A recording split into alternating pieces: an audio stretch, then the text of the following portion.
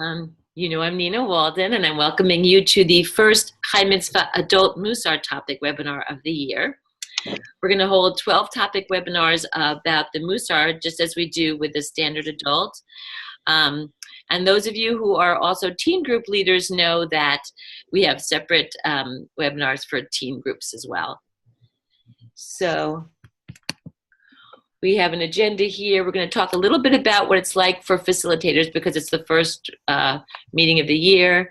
We'll go over the topics and the themes and the and some of the practices we can do to help bring this midah to life. In case you're curious about the how the Mussar track relates to the Chai Mitzvah monthly topics, we have rites of passage, wisdom, Chochma, as you can learn from every experience. Tzedakah and philanthropy, our Mussar midah is generosity, nedivut. For the individual and community, compassion, rachamim. Interpersonal relationships, spiritual friendship, chavruta. Mindfulness, conscious living, equanimity, menuchat hanefesh. Passover insights, order, seder. Israel and the Jewish spirit, faith, bitachon. Gratitude, hakarat hatov, and Judaism and the environment, humility, anava. So, because the Mussar topics relate to the Chai Mitzvah topics, we can still, your groups and all of us can take part in the Inspirational Chai Mitzvah Facebook group and talk about how the monthly topic relates to what we're doing. So this is the first webinar, so I'm just going to talk a little bit about the facilitator's responsibilities. These webinars are for anyone who's interested, and everyone's welcome, but I just thought I'd like share some of what the facilitators need to do since it's the first one for the year. Number one, make sure that all the participants in your group register. This is necessary so they can receive the Chai Mitzvah bonuses, supplemental materials every month, the newsletter, and of course at the end of the year have a tree planted in their honor by JNF. When the participants register, they'll receive a link to a short survey. Every participant who completes both the pre and post survey will receive a Starbucks gift card. And for those of you who have participants who are not really computer savvy and have trouble registering, if you send us a spreadsheet, we'll register them. The next thing, order materials. Each participant should get a packet. It's easy to do on the website. It works best to order them all at once and have them sent to one location. This will save on shipping. It's efficient. An ongoing responsibility is to help participants with the independent projects. So help them choose a project and encourage them to carry through their commitments. Yesterday we had a webinar and some of the leaders were saying that some of their participants just don't know where to go with it. And so I was saying, if you are going to exercise, but you think that means going to the gym for 2 hours every day, chances are you're not going to really get that exercise started. But if it's something small or something you can invite someone to come and participate in with you, that's a good way to do it. It doesn't have to be a huge commitment, but it has to be meaningful. It should be meaningful. And the last thing is to schedule the meetings. Some people do them all at the beginning of the year. Some people do them after each meeting. They decide the next one. It doesn't matter, just as long as you know what you're doing and everyone knows when the meeting is and where it's going to be. Okay, any questions from anybody? Okay, great. So let's talk about the independent projects real briefly. In most of the packets, there are personal reflection booklets like the one you see here. And they help the participants to focus on the independent projects. The new source book package and the Mussar ones have the questions on the back of the front cover, on the back cover. So you won't find them in the booklet, but they're basically the same questions. So they want to talk about your independent study, a topic that's of interest that you'd like to know more about, social action, what you're going to commit to, and ritual that you're going to take on or deepen. And both places, the questions relate to the midah of the month. So since wisdom and chochma is the first topic, the question's simply, what choices have you made for your independent study, social action, and ritual? And then the participants are asked a more personal question, what inspired you to make these choices? And you can discuss it at your meeting if you like, or you can just have them fill it in, whichever time permits and whichever your participants feel more comfortable doing. Any questions so far? Okay, so let's get down to the themes of our topic, wisdom and Chochma. A small amount of background. So the Mussar track is really interesting. It gives us an opportunity to explore the Jewish spiritual practice of character development, which is called Mussar, by emphasizing a different virtue or midah each session. So Mussar literature emphasizing character development as a means to emulating God has spanned centuries, but it became a movement with actual practices for cultivating character under the leadership of Rabbi Israel Salanter during the 1800s. So the themes for this month are, 1, wisdom can be achieved by learning from every experience. And 2, and this is true of all the midot, every midah can be measured in a spectrum. It's important to be balanced, not too much or too little of any value or character trait.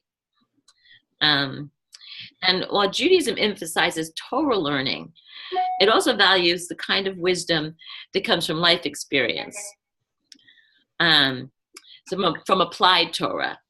And the way the movement came about was actually Rabbi Israel Salanter felt that the yeshiva students, the Torah scholars, were learning a lot of Torah, but they weren't learning to be mensches. And he wanted to teach character. So he wanted Torah learning to be applied to character development so the students could become wise and compassionate, not just learned. So we pair the wisdom and Chochma topic to rites of passage because life cycle events, they're not just opportunities for celebration or for mourning. They're opportunities for spiritual growth. And so we move through the study of Mussar. We're going to look at the midot that might be cultivated in relationship to each topic. And rites of passage is an opportunity to reflect on the wisdom that can be learned through the trajectory of our lives. So before we get to the first text, and the texts are short but really interesting, are there any questions or comments? No, we're good? Okay. Who is wise?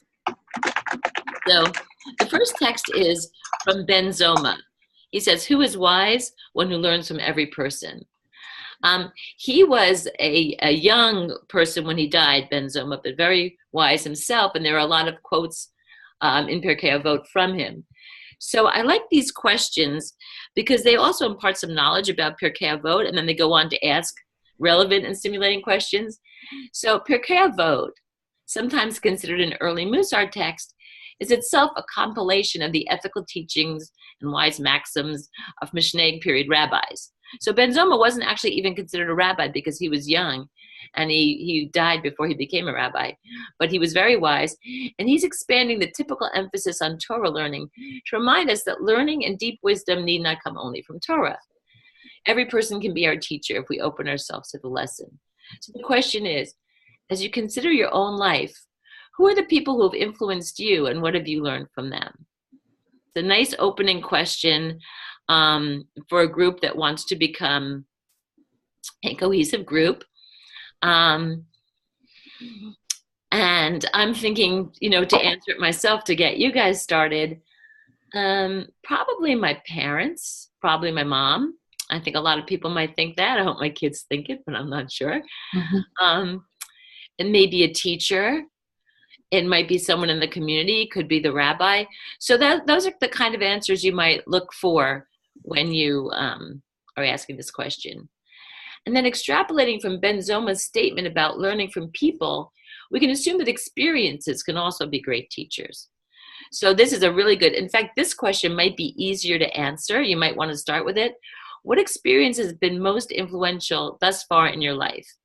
What specifically have those experiences taught you? And this is kind of relates to the topic, the standard Chai Mitzvah topic about rites of passage. Yesterday, we had an interesting talk. We were talking about what's the difference between a milestone and a rite of passage. And that also is something that can speak to this. What experiences have been most influential thus far in your life? And what have they taught you? So if anybody wants to chime in here, we can, or we can just think about how our participants would talk about this. Okay. Yeah. Any comments? Okay, we will go on. Okay, the next one is called Learn from Nature. The second text points out that we can learn not only from experiences, but from observation of the world around us. So Rabbi Yochanan said, even if the Torah had not been given, we would nonetheless have learned modesty from the cat, and that stealing is objectionable from the ant, and fidelity from the dove, and appeasement in marriage from the rooster. I don't know much about roosters, but I really like this photo. So this Talmudic text reiterates the idea that wisdom can come from sources other than Torah. The text gives 4 examples of animals whose midot we might learn through careful observation. So every experience in our lives is part of our spiritual curriculum, an opportunity to develop our character and to grow spiritually. So we can ask people, can you identify something you've learned from your observation of animals, plant life, or natural phenomenon? And this could be a hard question for people to answer. So a couple of examples.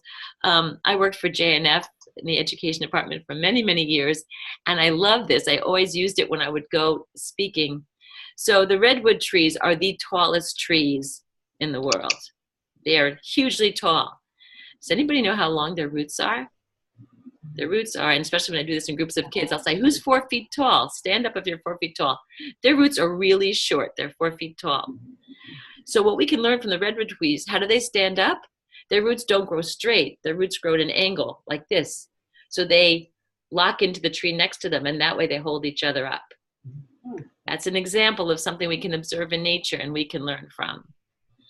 Another one, I learned this quote from Rabbi Arthur Waskow, but I think it's actually could be in Pirkei Avot or in some other literature. It's, we breathe and the trees breathe. We breathe in what the trees breathe out. So we breathe each other into existence, and the breath goes in a cycle. That's another thing about learning to depend on each other, and how everything in the world is like a puzzle. It all fits together. So there's really a lot of things we can learn from nature. And actually, I wrote a Tu B'Shvat Haggadah for kids about 15 years ago. It has a lot of these examples. And I can send you out in the follow-up email some of these examples of things we can learn from observing nature, which might be useful.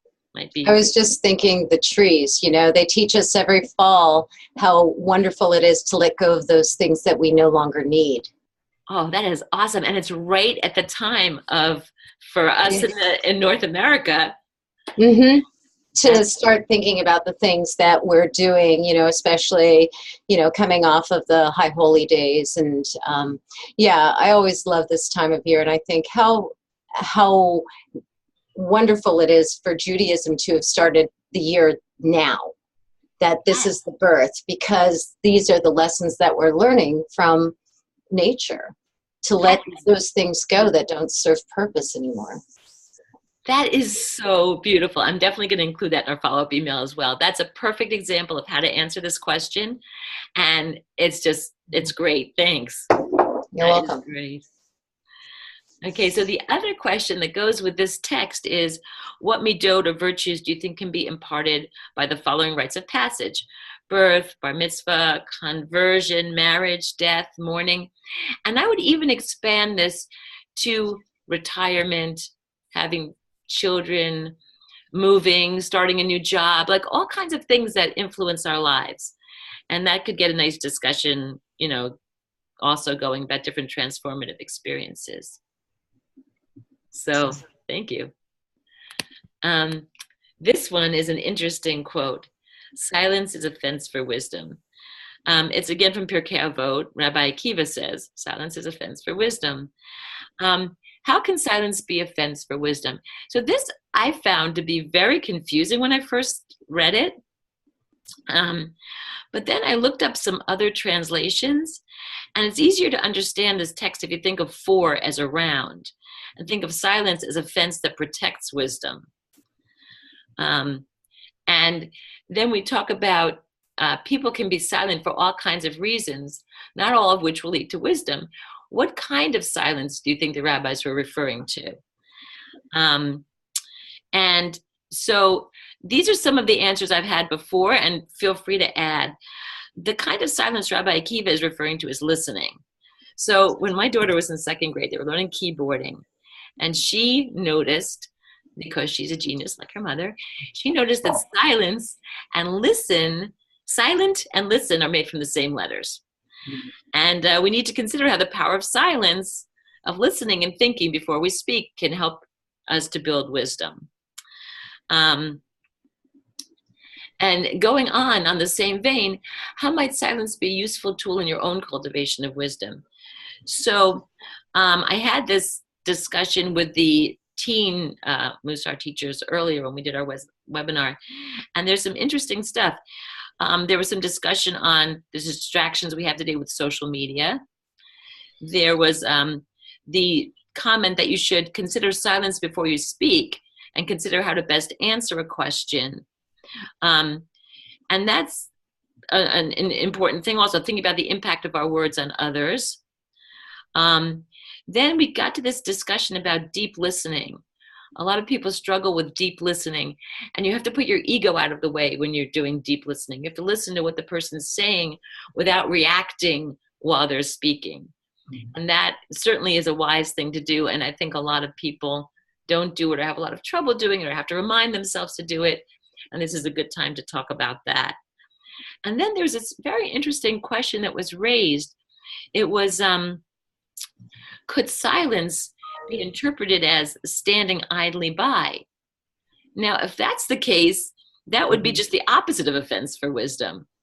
Right. So that's an interesting thought. I had not thought of that, and somebody brought that up as well. So I thought I would share that with you as an interesting way to go. There's certain kinds of silences are offense for wisdom and others are not. Any questions or comments before we go on? Okay. Okay, so now there are practices in the in this Mussar track. In addition to the texts and the discussions, the conversations, the Mussar materials contain practices. Those are activities to help integrate each midah into your life, to cultivate the midah. And that's common in Mussar study. So some of them that are included here, I'm going to go through. The first one's learn and list. So learn from every person, as Pirkei Avot suggests. Notice what you can learn from the small actions of others at least 3 times a day and make a list, and then bring it and share it at the next session. When I was just doing a regular Chai Mitzvah group and we were doing gratitude, we kept a gratitude journal for the month between our sessions, and we shared it when we came back. And that was a very nice thing. This is similar to that. The things that people can see what they've noticed and what they've observed, and they can share it, and that's a very nice thing.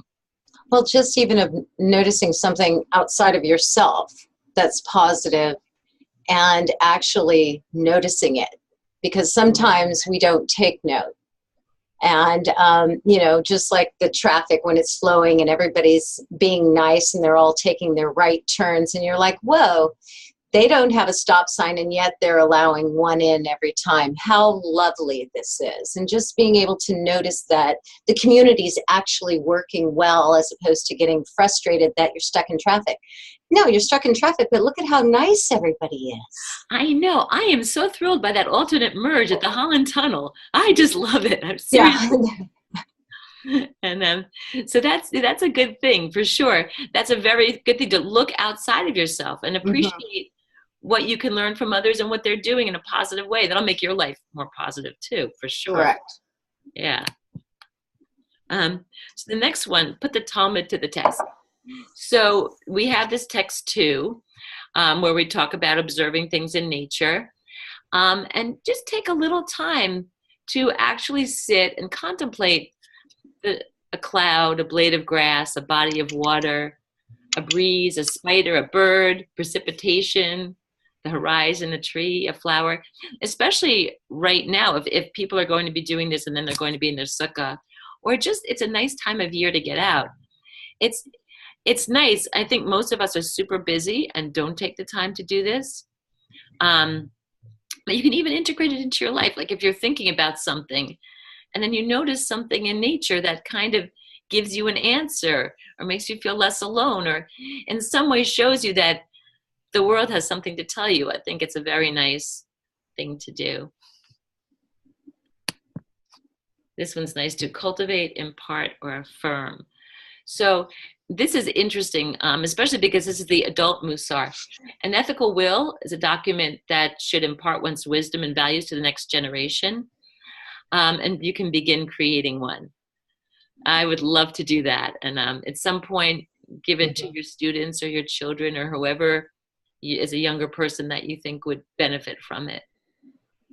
And then there are 3 books in the Bible, Job, Proverbs, and Ecclesiastes, and they're called the wisdom literature. So again, this might be like a nice thing for a Saturday afternoon, sometime when you have just a little time and you want to take your brain somewhere else. Flip through these books and find an aphorism that you consider wise and make it an affirmation for your cultivation of wisdom in your own life. Maybe write it down and put it on your mirror or your dashboard or your desktop, just to kind of give a little extra meaning to your day. It's a nice thing to do. Mada Mentor. So when you see or learn from someone you consider wise, you can do the traditional blessing. It's one of the Berchot HaNehanin, the blessings of appreciation. We praise you, eternal our God, sovereign of the universe, for giving your wisdom to flesh and blood. And that's a very nice thing to do as well. Even when you're having a conversation with someone and they say something really smart, you can kind of share that. It's a very nice thing. I like this weight. I never heard of this until Rabbi Pam Wax put it in her stuff. So practice contemplative silence as a means to cultivating wisdom, which we've talked about a little bit, like observing nature. And in your cultivation of the midah of wisdom, try to put into action this teaching from Pirkei Avot. The wise person does not interrupt another's words, does not reply in haste, so far I can do those, asks what is relevant, answers to the point, we're getting a little more honed in here, replies to questions in orderly sequence, okay, of what she or he has not heard says, I have not heard, and admits to the truth. I think they get a little harder as you go along. This wait means, why am I talking? And I like that because sometimes it's a good thing to think about. Then I like this one very much also, Lady Wisdom. Jewish wisdom literature consists of the books, as we said, Job, Proverbs, and Ecclesiastes. With a chavruta partner, you may wish to tackle these texts as a pathway to wisdom. By the way, if someone's looking for an independent project, this is something they can do. Take a look through these. And I like that the book of Proverbs personifies wisdom as lady wisdom. Consider the significance of this. A midrash on Proverbs even states that wisdom is older than the universe and was God's first creation. That's very cool. So those are the different practices. And you don't have to do all of them. You do as many as you can, as many as feel good to you. Suggest them to other people. But it's nice to have this like added layer of meaning, I think, in your life that you can fit in a very easy way, in a very meaningful way to your life. And now we can talk about, there's 2 additional informations we have. One is included in the booklet that I sent out, and one is that I just have on the webinar. So I don't know if anybody's seen The Making of a Mensch, this film. Yes. It is awesome. It's really good. Really good. Yeah, we've taught it a couple times. Yeah, definitely a good thing to do. It's awesome. And then if you want more information about Mussar, there are 3 different websites. And then, so you saw on the slide I just had about Lady Wisdom. Wisdom is one of the 10 Sfirot, the emanations of God in the Jewish mystical tradition of Kabbalah. And for the Tree of Life, you can go to this link, and the art I used on that webinar, that's one of them, but there are a lot of different nice representations of it. And then there's also, if you know about The Making of a Mensch, you probably know this. They're really nice midot cards that include the Hebrew for each midah, and they include great questions on them to even get your conversation going more. And you can, I think we use those as well. Yeah. For a conversational chavruta seminar thing. Yeah, they're very useful. So it's always nice to have them. And you just download them, so it's fine. There's some other supplemental materials having to do with wisdom that we provide here. One is called Super Scholar, the 30 Smartest People Alive Today. I looked through it, and I have to say many of them were involved in mathematics and computers. Only a few were philosophers, but it's interesting to look through. Noam Chomsky is there. That was interesting. But most of them were, it's interesting to look. They were measured seriously by IQ. That was how, I think, whoever put it together looked at like a certain IQ list. But it's fun to read. And then A Word to the Wise, words of wisdom, some powerful quotes. I really like that. So there's a nice one which I thought would be good since we are kind of at the end of the webinar. I love this. Albert Einstein said, if you judge a fish by its ability to climb a tree, it will live its whole life believing that it's stupid. Right. And I really like that. So that's a thought that I would like to leave us with as I ask if there are any Q's or A's. I really enjoyed speaking with you guys, and I hope this will be helpful. And in the follow-up email, Rachel, I'm definitely putting your thought because I thought that was you're sweet. Thank you. All right. Thank you, everybody. If you need anything, you know where to find me. Okay. Thanks, Nina. Thank We'll you. see you next time. See you next time. Thanks. Bye-bye. Bye.